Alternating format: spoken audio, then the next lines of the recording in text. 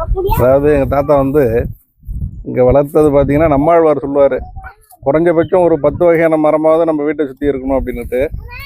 அவருக்கு நீண்ட ஆசை. இதெல்லாம் வந்து வயல்வெளியாக இருந்தது முதல்ல. அதை இப்போ வந்து பழம் தோட்டமாக மாற்றிட்டாரு. பப்பாளி, பலாமரம், ஆமாம், நெல்லி மரம், பங்கனப்பள்ளி, மல்கோவா, எல்லா கொய்யா, மாதுளை, ஆமாம், முந்திரலாங்கல்ல, சாத்துக்குடி. இது என்ன இந்த மரம் தானே நெல்லி? நெல்லி. ஆமாம், பெருநெல்லி சின்னது.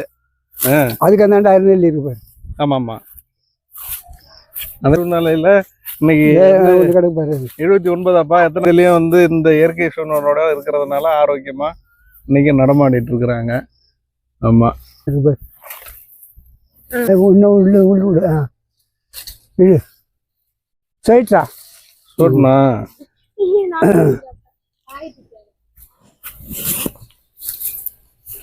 கொய்யாப்பழம். இது வெள்ளையாப்பா? இது அதே தானே? இது வெள்ளை. இது வெள்ளை, அது சிவப்பு கொய்யா. அங்க ஆப்பிள் கண்ணு இருக்கு. எதுப்பா அது? அந்த இது போட்டு வச்சிருக்கீங்களா? அதுவா? ஓ, அந்த எந்த ஆப்பிள்? வாட்டர் ஆப்பிள்னு சொல்லுவாங்களா, அது மாதிரியா? அதான் இப்ப ஏதோ ஒரு நோக்காடு வந்திருக்குல்ல அதுல. முந்திரி, தென்னை, முந்திரி, தீவன பில்லு. இது வந்து தீவன பில்லுங்க. அது